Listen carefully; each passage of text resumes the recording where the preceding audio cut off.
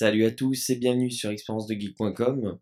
Alors je fais une vidéo suite de l'article que j'ai fait sur le Blackmagic, la carte d'acquisition vidéo Thunderbolt, pour vous montrer un petit peu la configuration qu'il vous faudra mettre en place pour pouvoir utiliser le logiciel de gestion des vidéos et d'enregistrement de Blackmagic.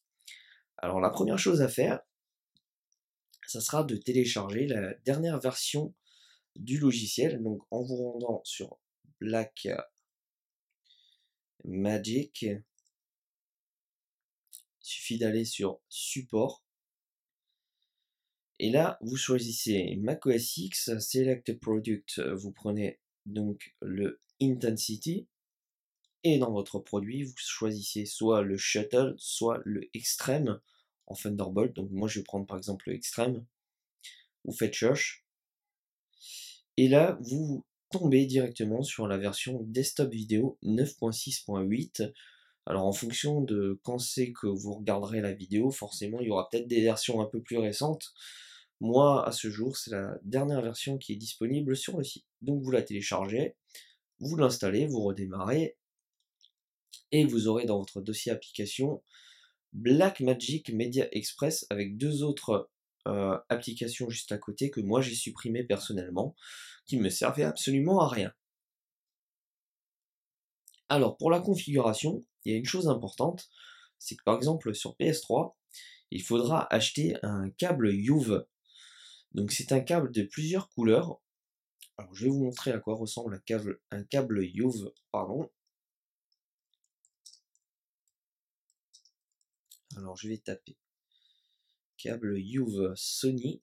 Je vais vous montrer exactement le câble en question. Alors personnellement, moi j'ai choisi d'utiliser le câble officiel de Sony, qui est visiblement de meilleure qualité, et qui coûtera dans les 25 € si je me trompe pas. Alors je vais me rendre sur amazon.fr pour directement vous montrer le câble en question.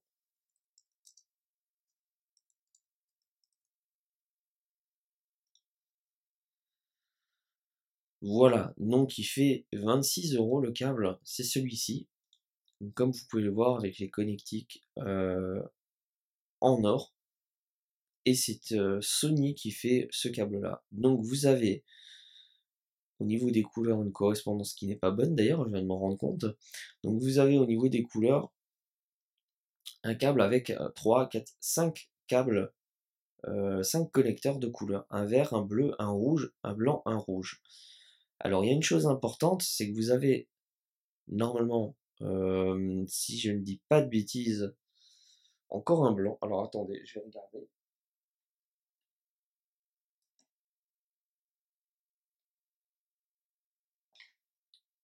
Alors non, je me suis trompé, donc vous n'avez pas de blanc, mais par contre vous avez deux rouges.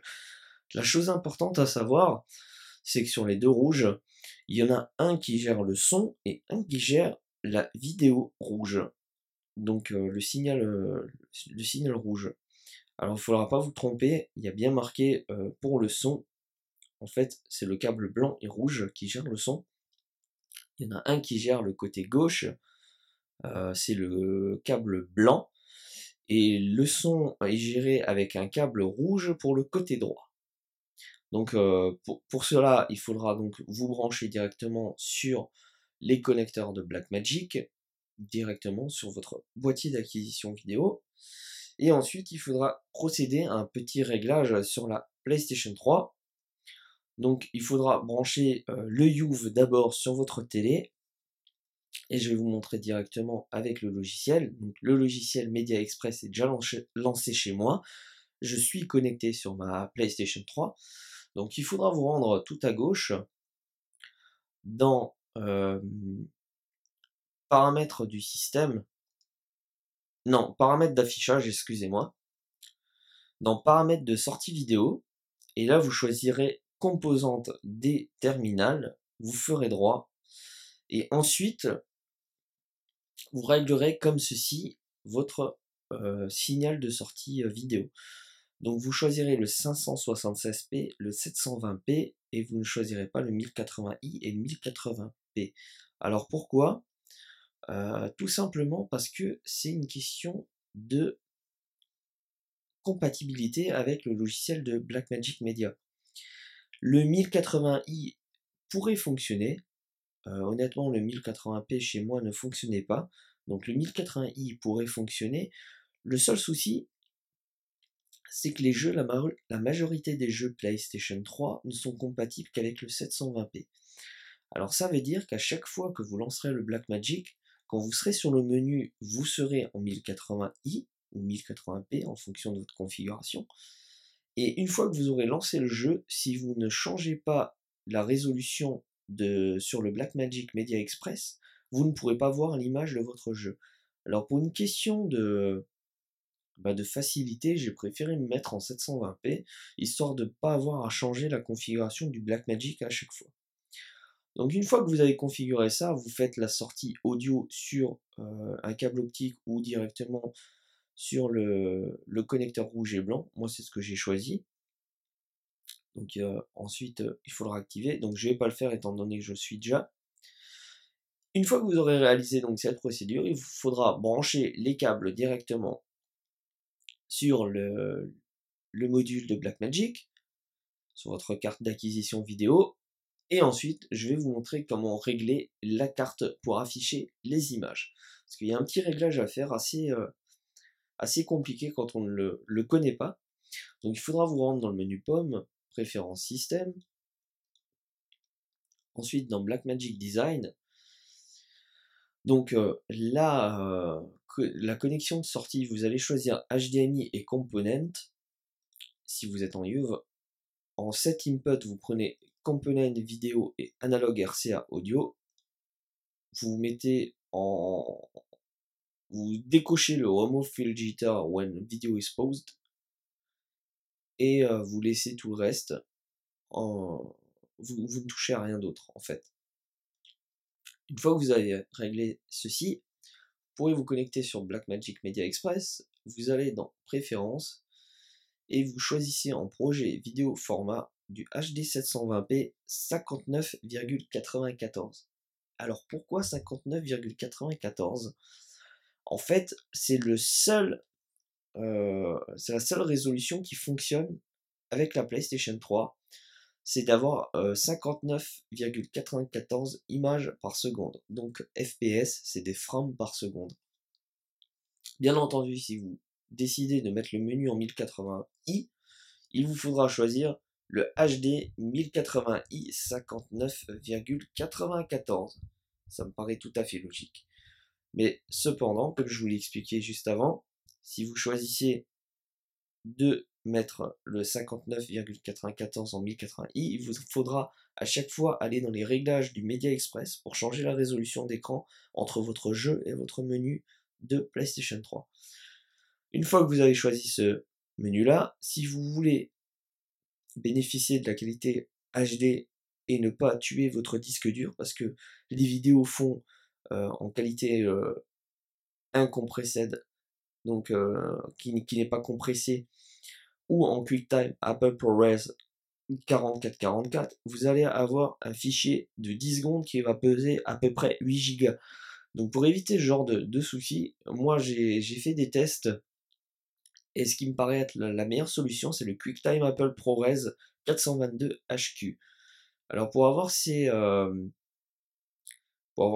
résolutions de sortie, j'ai installé, c'était Final Cut Pro X, donc 10, avec Motion, et c'était Compressor, voilà. Donc j'ai installé les trois fichiers là pour pouvoir bénéficier des sorties vidéo de ce type. Et ensuite, j'ai réglé tout exactement comme vous le voyez sur l'image. Et comme vous pouvez le voir, ça fonctionne très bien. Alors, par contre, sur le Mac, l'image n'est pas terrible. Il faut savoir, Blackmagic Media Express n'a pas une résolution excellente sur le streaming, sur le live. Donc vous pouvez jouer avec, c'est plutôt fluide. Bien entendu, il faudra un disque dur assez véloce. Si vous avez un disque dur très lent, ça sera pas fluide du tout quand vous allez faire l'enregistrement. Mais si vous faites ça sur un disque assez rapide, de 7200 tours par minute au moins, avec la qualité vidéo que je vous ai donnée, ça sera très fluide et vous pourrez jouer à vos jeux en même temps sur votre Mac. Seulement, vous ne pourrez pas jouer en full screen. C'est le seul inconvénient que je vais trouver. Alors, je vais vous montrer un petit test. Je vais faire une capture. Donc voilà, je vais faire une capture de 10 secondes à peu près.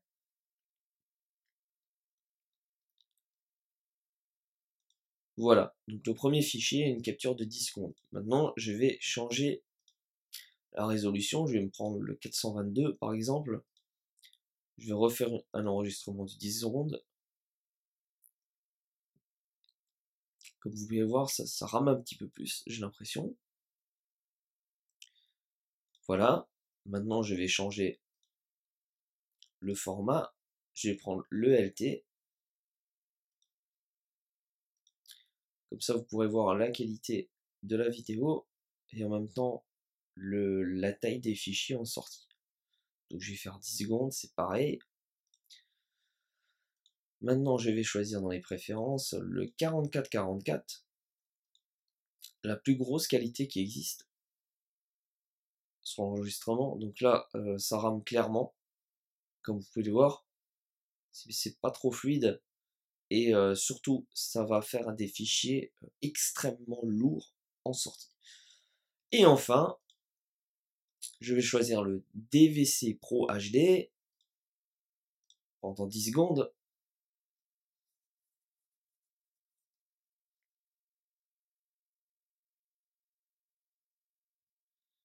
Et pour terminer, je vais choisir le fichier uncompressed. Donc qui n'est pas compressé. Je vais le laisser pendant 10 secondes. C'est pareil, je vais faire 2-3 tournis. Et je vais le couper. Voilà.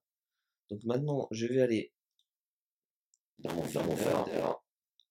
Donc comme vous pouvez voir, j'ai des vidéos de Call of. J'ai fait un petit montage avec. Donc je vais le renommer vite fait. Voilà, je vais glisser mes deux fichiers dedans. Et je vais vous montrer la différence des 6 fichiers au niveau du poids. Alors, le premier, ça a été le HQ, donc qui fait 317 MO.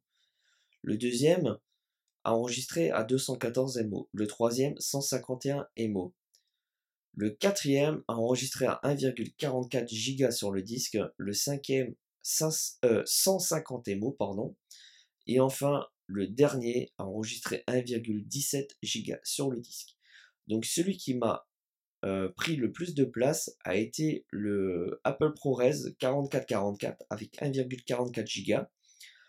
Ensuite, ça a été la vidéo uncompressed, donc 1,17 Go. Et ensuite, au niveau des tailles, le premier est le HQ qui m'a pris 317 MO sur le disque. Personnellement, je préfère garder le HQ pour haute qualité qui me permet de faire des vidéos en 1080p. Alors, je vais vous montrer en live ce qu'une vidéo peut donner. Je vais vous le lancer, je vais vous le mettre en grand écran. Voilà la qualité 1620p du fichier.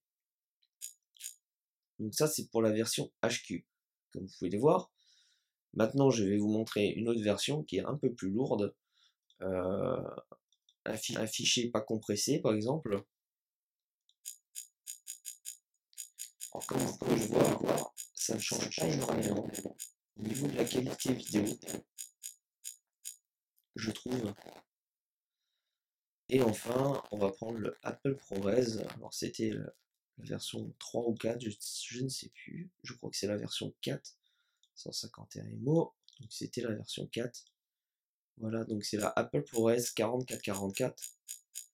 Honnêtement, mis à part les lags de la vidéo et du son, je ne vois pas vraiment de différence d'image sur le fichier. Donc pour moi, la meilleure qualité reste la version HQ.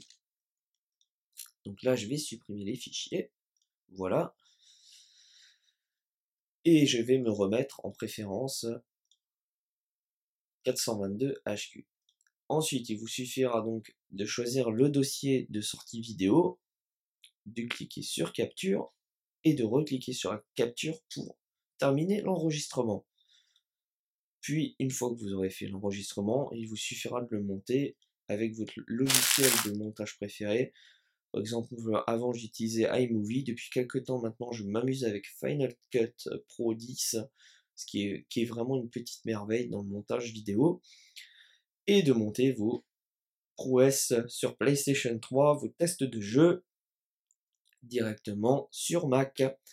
Voilà, voilà, j'espère que cette petite vidéo vous aura plu, que ça vous aura donné envie d'acheter le Blackmagic Thunderbolt, et moi je vous dis à très bientôt sur expériencedegeek.com. Allez, ciao ciao.